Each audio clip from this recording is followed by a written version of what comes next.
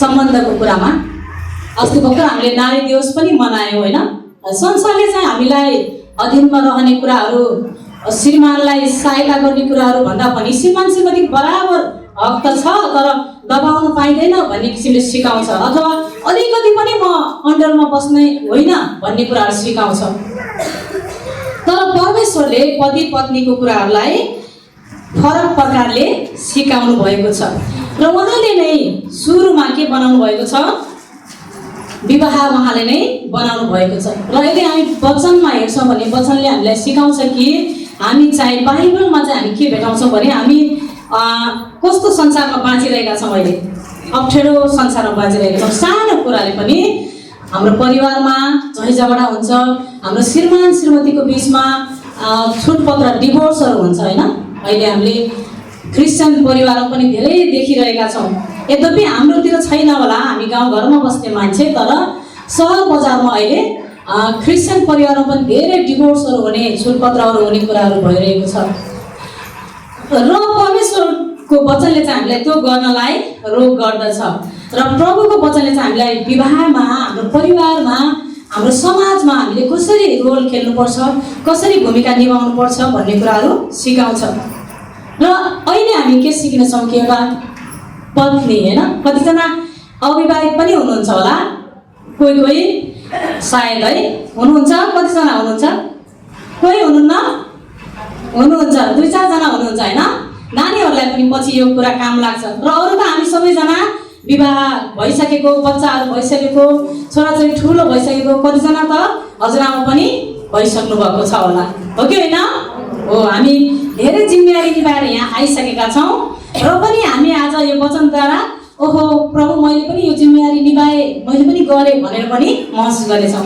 यस्तो होइन कि मैले यो पहिले जानेको थिएँ, दिदीले त्यतिकै बहिनीले भन्यो होइन, तर म प्रभु मैले त गर्दै आएको छु धन्यवाद भनेर पनि आज हामी परमेश्वरलाई सम्झिनेछौँ। आमेन। र परमेश्वरको वचनले हामीलाई पास्टरको श्रीमतीको जिम्मेवारी के हो, विवाह पछिको जिम्मेवारी के हो भन्ने कुराहरू सिकाउँदछ। र कतिचोटि हामीलाई लाग्छ विवाह भइसकेपछि होइन, विवाह भएको कारणले मैले यो सबै कुरा गर्नु पर्यो, मेरो भूमिका हो, श्रीमतीको भूमिका मात्रै हो जस्तो पनि हामीलाई लाग्न सक्छ। के गर्ने, बिहा भइहाल्यो, अब बिहा भइसकेपछि त आफ्नो रोल निभाउनु पर्यो भन्ने पनि हामीलाई लाग्न सक्छ। तर बाइबलले हामीलाई भन्छ कि उहाँले बिना उद्देश्य हामीलाई यो विवाहमा राख्नुभएको होइन। परमेश्वरले बिना उद्देश्य हामीलाई श्रीमान दिनुभएको होइन, छोराछोरी दिनुभएको पनि होइन। परमेश्वरले बिना उद्देश्य हामीलाई त्यो परिवारमा लिनुभएको पनि होइन। प्रभुले पक्कै पनि उद्देश्य राख्नुहुन्छ। र जब हामी विवाह गरेर जान्छौँ, हाम्रो जीवनमा परमेश्वरको अर्कै बोलावट हुन्छ। त्यो परिवारमा तपाईँ अनि मेरो आवश्यकता हुन्छ, कुनै न कुनै जिम्मेवारी हुन्छ। हुनसक्छ कतिचोटि कतिवटा परिवारमा दुःख कष्ट हुन्छ, त्यति बेला लाग्छ होइन कि प्रभुले म यहाँ यो ठाउँमा म नहुनु पर्थ्यो कि क्या हो, मेरो विवाह अन्तै हुनु पर्थ्यो कि क्या हो भन्ने पनि लाग्न सक्छ होइन। हामीलाई लाग्दैन, म थाहा छ मलाई, किनभने हामी सबै सेवा गर्ने हौँ। तर पनि बेला बेला सङ्घर्ष हुँदाखेरि चाहिँ प्रभु मेरो यो घरमा मेरो उद्देश्य के हो त जस्तो पनि लाग्छ। तर विशेष त हामी सेवा गर्नेहरूले सोच्नुपर्छ, हामी त्यो परिवारमा छौँ भने, हामी त्यो विवाहमा छौँ भने परमेश्वरले हामीलाई त्यहाँ राख्नुभएको छ। आमेन। परमेश्वरले हामीलाई त्यहाँ राख्नुभएको हो। र पास्टरको श्रीमतीहरू हुनु भन्न त झन् ठुलो जिम्मेवारीको लागि राख्नुभएको हो। हामीको धेरैजना पास्टरको श्रीमतीहरू पनि छौँ, अगुवाको श्रीमतीहरू पनि छौँ होला। यहाँ पास्टरको मात्रै कुरा छैन, हामी आफै अगुवा पनि छौँ होइन। र परमेश्वरले त्यो ठाउँमा, त्यो परिवारमा हामीलाई राख्नुभएको छ भने पक्का पनि उहाँले हाम्रो निम्ति बोलावट उहाँले त्यही नै गर्नुभएको छ। आमेन। र सबैभन्दा पहिलो कुरा चाहिँ आज हामीले यो वचनमा थाहा पाउनुपर्ने कुरा कि विवाह र परिवार परमेश्वरले बनाउनु भएको हो। आमेन। विवाहको डिजाइनर, निर्माणकर्ता परमेश्वर नै हुनुहुन्छ। उत्पत्ति 2:18 हजुरले हेर्नुभयो भने, हजुरहरू हामी आज चाहिँ एउटै प्यासेजबाट होइन, तर हामी विभिन्न पदहरूबाट हेर्नेछौँ र तपाईँहरू टिप्न सक्नुहुन्छ। उत्पत्ति 2:18 हेऱ्यो भने त्यहाँ के लेखेको छ कि मानिस एक्लै रहन असल छैन, म उसको निम्ति सहयोगी बनाउने छु। आमेन। उत्पत्ति 2:18 मानिस एक्लै रहन असल छैन, म म उसको निम्ति सहयोगी बनाउने छु। र यहाँ परमेश्वरले आदमलाई बनाइसकेपछि अब परमेश्वरले सबै कुराहरू बनाउनु भएको थियो, सबै परिपूर्ण थियो, उहाँलाई नै सृष्टि राम्रो लागेको थियो, सबै थियो होइन, आदम पनि थियो। तर परमेश्वरले मानिसलाई हेर्नुभयो र यो मानिस चाहिँ एकदम एक्लो महसुस गर्नुभयो, उसलाई सहायताको महसुस गर्नुभयो। यद्यपि हाम्रो समाजले चाहिँ पुरुषलाई एकदमै ठुलो ठान्दछ, पुरुषहरूलाई बलवान ठान्छ, महिलाहरूलाई कमजोर ठान्छ हाम्रो समाजले। तर परमेश्वरले चाहिँ यहाँ आदमलाई बनाइसकेपछि उसलाई अब एउटा सहयोगी चाहिने छ है भनेर परमेश्वरले थाहा गर्नुभयो र हामी स्त्रीहरूलाई बनाउनु भयो। आमेन। र हामीलाई हामीलाई अहिले संसारमा पहिला आदम अनि स्त्री भन्दाखेरि है हामी सेकेन्डमा बनेको भने जस्तो हुन्छ। तर उहाँले हामीलाई आफ्नै स्वरूपमा बनाउनु भयो। आमेन। यद्यपि हामी आदमको कर्मबाट बन्यो भनेर बाइबलमा हामी पाउँछौँ, तर परमेश्वरले हामीलाई बनाउनु भएको। हालेलुया। र सहयोगी हुनुको मतलब कमजोर भनेको अवश्य पनि होइन। सहयोग गर्न जाने मान्छे कमजोर हुन्छ र? हुन्छ? हुँदैन। एकैछिन विचार गर्नु त, सहयोग गर्न जाने मान्छे जस्तो मलाई यो उचाल्नु पर्यो होइन, यो उचाल्नु पर्यो, मैले दुब्लो पात नसक्ने लुरी मान्छेलाई बोलाउँछु र बोलाउँदिनँ? ऊ त्यो बाबुलाई बोलाउँछु र बोलाउँदिनँ? म चाहिँ यसो हेर्छु अब जुरुक्क उचाल्न सक्ने को छ भनेर बोलाउँछु, हो कि होइन? परमेश्वरले हामीलाई त्यस्तै बनाउनु भएको छ। आमेन। परमेश्वरले हामीलाई सहयोगी भन्नुको मतलब कमजोर दुर्बल भएर बोलाउनु भएको होइन, तर हामी हाम्रो श्रीमानलाई सहायता गरौँ, परिवार निर्माणमा हामी भूमिका खेलौँ, हामी एकदमै सँगसँगै हातेमालो गरौँ भनेर परमेश्वरले हामीलाई बोलाउनु भएको। कतै हाम्रो श्रीमान त्यो बेलामा आदम, कतै आदमले बाटो बिराउँछ कि भनेर बोलाउनु भयो, सल्लाह चाहिन्छ कि भनेर बोलाउनु भयो। तर तपाईँ स्त्रीले नै संसारमा पापको प्रवेश भयो स्त्रीद्वारा भन्ने कुरा छुट्टै छ। तर परमेश्वरले ठुलो ठुलो महिमाको काम पनि स्त्रीहरूको जीवनबाट गर्नुभएको छ। आमेन। र यसो ख्रीष्ट हाम्रो उद्धारकर्ता पनि एउटा स्त्रीको जीवनबाट नै संसारमा आउनुभएको छ, उनको गर्भबाट नै संसारमा आउनुभएको। आमेन। र त्यसैले महिला हाम्रो भूमिका सबैभन्दा पहिलो कुरा हामीले बुझ्नुपर्ने कि हामी सबैले विवाह भइसकेपछि हामी सबैले बुझ्नुपर्ने कुरा कि हामी सहयोगी कमजोर भएर सहयोगी भएका छैनौँ, तर हामी बलियो भएको हुनाले, बहुमूल्य भएको हुनाले सहयोगी हुन पुगेका छौँ। आमेन। र सहयोगीले अब साथ दिने काम गर्नुपर्छ, उत्साह सल्लाह दिने काम गर्नुपर्छ र सँगसँगै परिवार निर्माण गर्ने काम गर्नुपर्छ। र हितोपदेश 19:14 भन्छ, विवेकी पत्नी परम प्रभुबाट आउँछ। आमेन। विवेकी पत्नी परम प्रभुबाट आउँछ। र त्यसै गरी हितोपदेश 31 पहिला सुरुमा पनि लेखेको छ, हितोपदेश 31:1 पनि कि कसले पाउँछ त्यस्तो स्त्री जो चाहिँ मानिक भन्दा पनि के छिन्, बहुमूल्य छिन्, जो चाहिँ हिरा मोती भन्दा पनि बहुमूल्य छिन्। आमेन। त्यस्तो पत्नी कसले पाउँछ जो चाहिँ हिरा मोती भन्दा बहुमूल्य। यहाँ चाहिँ के भनेको छ, विवेकी पत्नी परम प्रभुबाट आउँछ। हितोपदेश 19:14। र विवेक नभएको पत्नीलाई बाइबलमा धेरै ठाउँमा कस्तो उदाहरण दिएको छ, बर्खा मासमा तप तप चुइने झरी जस्तो होइन, कति इरिटेट हुन्छ नि, कति नराम्रो, कति झ्याउ लाग्छ नि त कुनै साउन्ड सुनिरह्यो भने होइन। बर्खामा जताततै हिलो छ, पानी ट्याप ट्याप आएकै छ होइन, किचकिचे श्रीमती चाहिँ नहुनु बेस भनेर बाइबलले हामीलाई बताउँछ।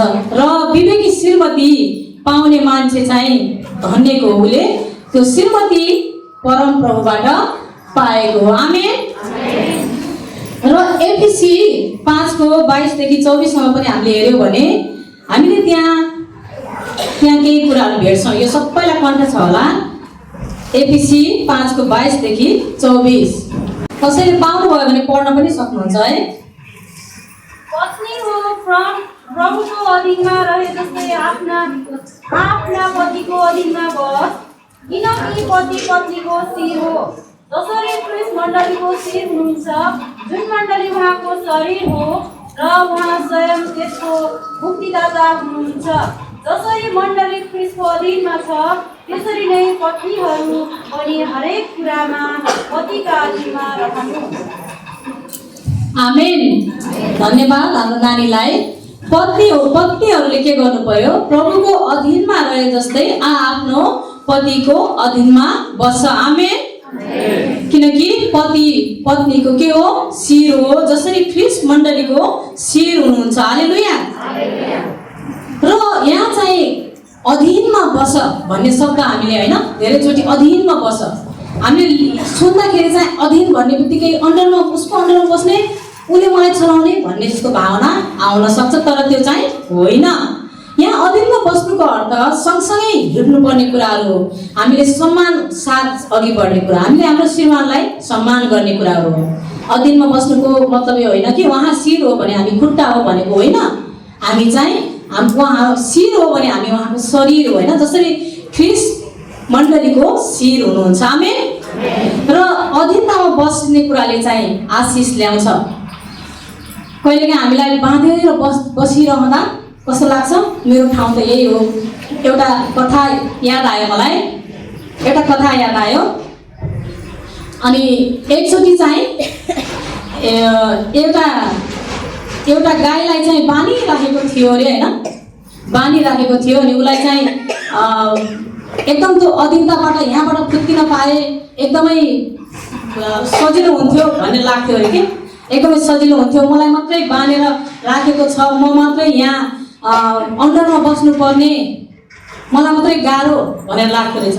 अनि अर्को अलिकति उता एउटा जनावर रहेछ होइन, एउटा उसलाई खाना आएछ, जनावर खाना आएछ होइन, बाघ आएछ होइन, गाईलाई खान आएछ, आक्रमण गर्न आएछ। अनि अब आउँदाखेरि उसले चाहिँ छिनालेर अब चाहिँ भागेछ। दुइटै दौडिँदै जाँदा अब गोठालो त त्यहाँ छैन, उसलाई त झ्याउ राखिरहेको थियो होइन। म त उसको अधीनमा बस्नुपर्ने, मलाई त आक्रमण पनि हुनसक्छ, केही हुनसक्छ, मेरो स्वतन्त्रता छैन, उसलाई त्यस्तो लाग्दो रहेछ। जब बाघ खाना आयो होइन, अनि अब रस्सी चुटाल्ने शक्ति उसमा आयो होइन। रस्सी चुटालिसकेपछि दुइटै अब कहाँ परे? हिलोमा खाल्डोमा परे। दुइटै गाई पनि बाघ पनि खाल्डोमा परे। र अब खाल्डोमा परिसकेपछि त अब के भयो? मालिक आयो। मालिकले कसलाई निकाल्यो? कसलाई? बाघलाई, गाईलाई निकाल्यो। किन निकाल्यो होला गाईलाई? किनकि गाई चाहिँ त्यो मालिकको सुरक्षामा थियो। आमेन। मालिकको सुरक्षामा गाई थियो, त्यसैले उसले आफ्नो गाईलाई निकाल्यो। तर बाघलाई निकालेन। बाघले त अब आक्रमण पनि गर्थ्यो, बाघ त उसको सरोकारको कुरा पनि होइन। यदि त्यहाँ बाघ हुन्थेन र अर्को कुनै कुरा हुन्थ्यो भने पनि उसले निकाल्थेन, किनकि उसले आफूले जसलाई अधीनमा राखेको छ, जसलाई प्रेम गरेको छ, त्यसलाई निकाल्ने काम गर्थ्यो। र कतिचोटि हामीलाई पनि त्यस्तो लाग्छ अधीनमा बस्ने कुरा, तर जब हामी हाम्रो पतिहरूको अधीनमा बस्छौँ, हामी सुरक्षामा बस्छौँ। आमेन। त्यो हाम्रो सुरक्षा हो, सुरक्षा कवच हो हाम्रो श्रीमानसँग हामी अधीनमा बस्नु भनेको। उनीहरूको प्रोटेक्सनमा, सुरक्षामा हामी बस्छौँ। अहिले तपाईँ एउटा कल गर्नुहोस् तपाईँको श्रीमानलाई, मलाई यस्तो भयो भनेर, अनि 4-5 जना अरूलाई पनि गर्नुहोस्, साथीहरूलाई, कसैलाई। हुन त आफन्त पनि आउँछन्, भाइ बिना पनि आउँछन्, तर मैले भन्न खोजेको जिम्मेवारी उहाँको सबैभन्दा पहिला को आउँछ? श्रीमान नै आउँछ। हो, कतिचोटि श्रीमान पनि त्यस्तै हुन्छन् होइन, भरोसा गरेर नलागेको श्रीमान। तर त्यसको लागि पनि वचनले हामीलाई के भन्छ कि हामीले हाम्रो श्रीमानको लागि प्रार्थना गर्नुपर्छ, हाम्रो व्यवहार बोलीचाली हाम्रो जीवनबाट देखाउनु पर्छ, र त्यस्तो श्रीमानलाई पनि परमेश्वरले बदल्नुहुन्छ। आमेन।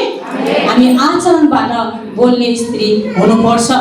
र हामी श्रीमानको डर मान्ने भन्दाखेरि थर्र काट्ने डर होइन। कस्तो डर?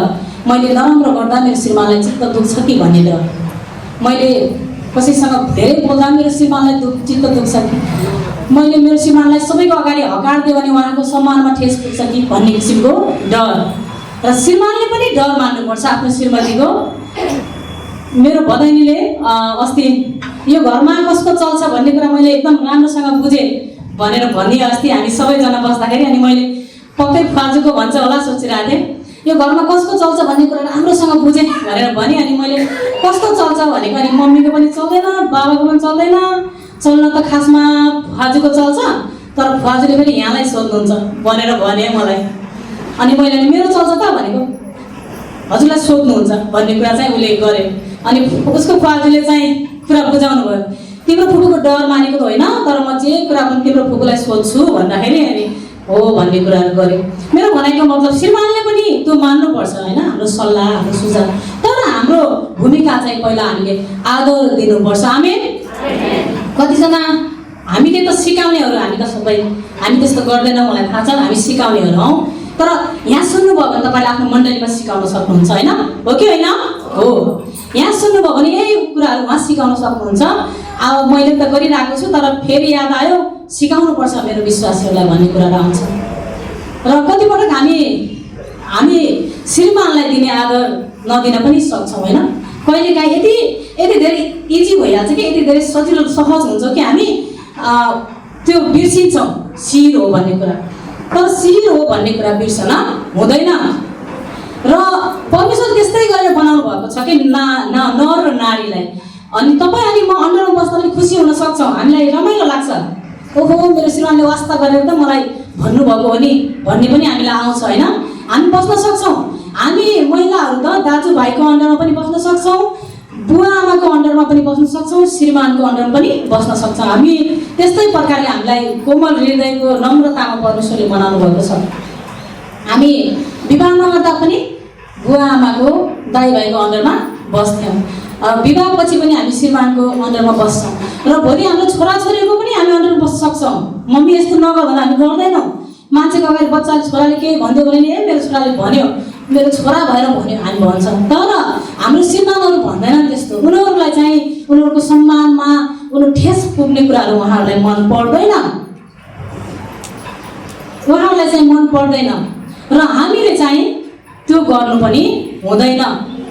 बाइबलले पनि भन्छ कि होइन, समाजमा बसिरहेको बेला मान्छेहरूको बिचमा हामीले त्यहाँ गएर जान्ने हुने होइन श्रीमानको अगाडि भन्ने कुराहरू भन्छ। यदि चित्त बुझ्दैन भने घरमा आएर भन्ने कुराहरू भन्छ।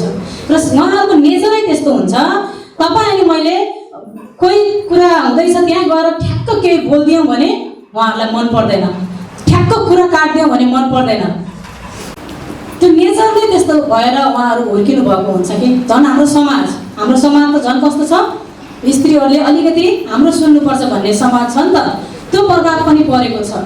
र हामीले गएर अब हाम्रो श्रीमान कतै कुरा गर्दै हुनुहुन्छ, हामी गएर त्यस्तो हो र होइन भन्यो भने उहाँहरूलाई दुःख लाग्छ। एकछिन पछि भने पनि हुन्थ्यो नि भन्ने हुन्छ। तर खासमा तपाईँले मैले सही कुरा भनेकै हुन्छौँ, हामी पनि गलत होइन नि त। तर तपाईँ अनि मैले सही कुरा भने पनि यदि तपाईँ अनि मैले अलिकति चर्को स्वरमा दुई चारजना साथीहरूको बिचमा केही कुरामा झट्ट कुरा गरिदियौँ भने, कुरा काट्दियौँ भने मन पर्दैन। र यो कुरा जब हामीले बुझ्यौँ भने हामीले अझै सम्मान पाउँछौँ। उहाँलाई लाग्छ मेरो श्रीमतीलाई चित्त बुझेको थिएन तर पछि भन्यो उसले भन्ने कुराहरू हुन्छ।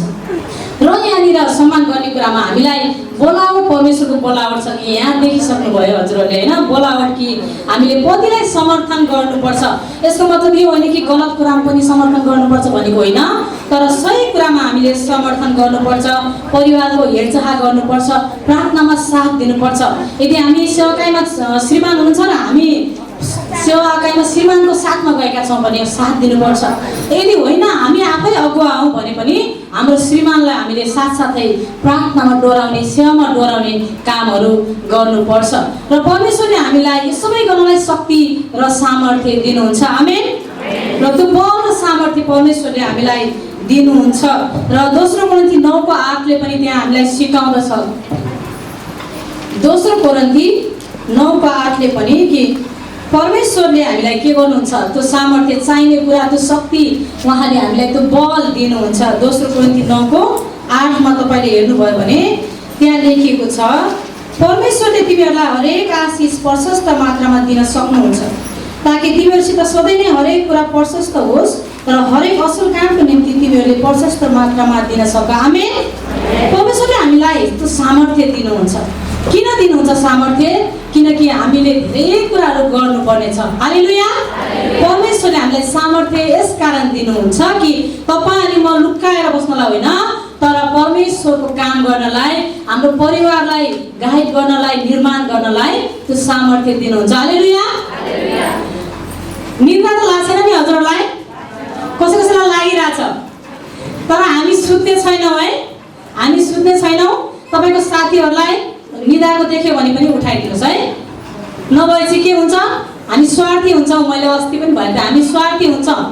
तपाईँ चाहिँ सुन्ने, तपाईँको साथीले चाहिँ नसुन्ने, त्यो पनि राम्रो कुरा। परमेश्वरको वचन मेरो पनि होइन, प्रभुको वचन। तपाईँले चाहिँ एक्लै सुन्ने अनि गएर आफ्नो मण्डली निर्माण गर्ने, परिवार निर्माण गर्ने, तर आफ्नो साथीले चाहिँ नगर्ने त हुँदैन है। के खुसी त्यस्तोमा छैन। निद्रा लाग्छ भने एकछिन बरु यसो के भन्ने हो, बाहिर जानु भन्न मिलेन। निद्रा लाग्छ भने नि उठ्नुहोस् है त। र अर्को कुरा चाहिँ, अर्को हामीले बुझ्नुपर्ने कुरा, हामीले एउटा पहिलो कुरा के हेऱ्यौँ, विवाह चाहिँ परमेश्वरको योजना हो भन्ने कुरा हामीले एउटा हेऱ्यौँ है। अनि दोस्रो चाहिँ हामीले पत्नीहरूको विशेष बोलावट चाहिँ के हो, पतिलाई सम्मान गर्ने, साथसाथै हिँड्ने, परिवार निर्माण गर्ने, सेवामा सहायता गर्ने है। र अर्को कुरा चाहिँ अब सबभन्दा मेन कुरा चाहिँ के छ भने, यहाँ चेन्ज गर्ने बहिनी जानुभयो जस्तो छ। र मेन कुरा के छ भने हामी चाहिँ हाम्रो घर निर्माण गर्ने हुनुपर्छ। घर नै हाम्रो के हो, पहिलो सेवा हो। आमेन। घर नै हाम्रो पहिलो सेवा हो। यदि हामी घर नै बनाउन सक्दैनौँ भने अरू केही हामी गर्न सक्दैनौँ। अहिले अहिले अहिले कतिजना नेताहरू उठ्नु भएको छ होइन, महिलाहरू पनि 14 जना दिदीबहिनीहरू, महिलाहरू सायद अब सरकारमा जाँदै हुनुहुन्छ जस्तो लाग्यो। धेरैजना दिदीबहिनीहरूले लड्नु भएको थियो चुनावमा। तर हाम्रो समाज कस्तो छ भने, जो चाहिँ कोही चाहिँ डिभोर्स भएकोहरू हुनुहुन्थ्यो, कोही अलि घरबार बिग्रेको दिदीबहिनीहरू हुनुहुन्थ्यो। हुन त त्यहाँ दाजुभाइहरू पनि कति छन् नि, दाजुभाइहरू पनि छन् त्यहाँ, तर मान्छेहरूले तिनीहरूलाई केही भन्दैनन्। 2-4 जना दिदीबहिनीहरू छन् डिभोर्स भएको, अलिकति घर नमिलेको। तपाईँले हेर्नुभयो भने त्यहाँ सामाजिक सञ्जालमा यति नेगेटिभ कमेन्टहरू है, कस्तो गाली गलौज, कस्तो त्यो लेखेको हुन्छ। तेरो घर बनाइस् र देश बनाउँछस्, मान्छेहरूको भनाइ त्यो हो। मान्छेहरूले त्यस्तो भन्छन्, उसको भित्रको पीडा मान्छेले बुझ्दैन। तर तेरो घर बनाइस् र देश बनाउन आएको छ, यसलाई भोट हाल्न है भनेर पनि बिचरा धेरैले हारिसके। र कोही कोहीले जितेछन्, जितेकोहरूलाई पनि त्यहाँ के अरे त्यो विजय र्याली मनाउनु कि नमनाउनु जस्तो मान्छेले बनाइदिन्छ। तर पनि हाम्रो नेपालमा पनि दिदीबहिनीहरू हिम्मती छन् है, साहसका साथ अघि बढिरहेका छन्। देशमा परिवर्तन हुन्छ होला। र बाइबलले पनि हामीलाई के भन्छ, बाइबलले पहिलो सेवा चाहिँ हाम्रो के हो, घर हो। आमेन। पहिलो सेवा चाहिँ हाम्रो घर हो। र जब हामी घरै निर्माण गर्न सक्दैनौँ, हामी अरू कुराहरू गर्न सक्दैनौँ। र कतिचोटि हामीलाई लाग्छ म घरमै बस्छु, मैले चाहिँ अरू गर्न पाउँदिनँ। मलाई पनि पहिला लाग्थ्यो, मलाई पनि लाग्थ्यो पहिला। म बेला बेला आफ्नो सानो सानो गवाई पनि दिन्छु होइन, समय पनि छ हामीसँग। मलाई पनि पहिला एनजिओ आइएनजिओमा जागिर गर्दाखेरि जहिले कस्तो लाग्ने, चर्चमा गएर त्यहाँ अगाडि बोल्ने, पास्टरको सँगसँगै वचन प्रचार गरेको भए बल्ल मैले सेवा हुन्थ्यो होला। तर मैले मरिमरि काम गरिरहेको थिएँ। फेरि राति 1 बजेसम्म अफिसको काम गर्थेँ, घरको पनि गर्नु पर्थ्यो, छोराछोरी पनि हुर्काउनु पर्थ्यो, सबै गरेको थिएँ। चर्च पनि कुनै दिन छोडिनँ, सङ्गति पनि छोडिनँ। यद्यपि टाढा टाढा सङ्गति गएन होला, तर यहाँ आफ्नो ठाउँमा हुने सङ्गतिहरू कहिल्यै छोडिनँ। कोसिस पुरा थियो प्रभुको लागि। तर मलाई दिमागमा के आउँथ्यो भने, म सेवामा छैन, म त सेवाकाई गरेको छैन। सबले गरेछन्, म सेवाकाई गरेको छैन, म देखिदिनँ, मलाई त्यस्तो लाग्थ्यो। तर वचनले भन्छ कि पहिलो सेवा के रहेछ, घर रहेछ। आमेन। मैले घरको लागि गर्दै थिएँ नि त, मेरो श्रीमानको सेवाकाईमा सहायता पुगोस्, पैसा भयो भने सेवाकाईमा उहाँको आम्दानी हुँदैन, घर चलोस्, मेरो बच्चाहरू पढुन् भन्ने त मेरो सोचाइ थियो नि त। त्यो पनि सेवा रहेछ भन्ने कुरा मैले पछि गएर बुझेँ। र धेरैचोटि हामीलाई त्यस्तो लाग्छ, चर्चको अगाडि जान पाए सेवा हुन्थ्यो, प्रचार गर्न पाए सेवा हुन्थ्यो, मिटिङहरूमा हिँड्न पाए सेवा हुन्थ्यो। म त अल्झिएर बसेको छु, यो जिम्मेवारीले मलाई मेरो घरमै यही मर्छु म, त्यस्तो कहिलेकाहीँ लाग्न सक्छ। किनकि हामीलाई धेरै जिम्मेवारी भएर हामीलाई त्यस्तो लाग्छ। तर वचनले भन्छ, तपाईँले हेर्न सक्नुहुन्छ, पहिलो तिमोथी 3:4 र 5 मा,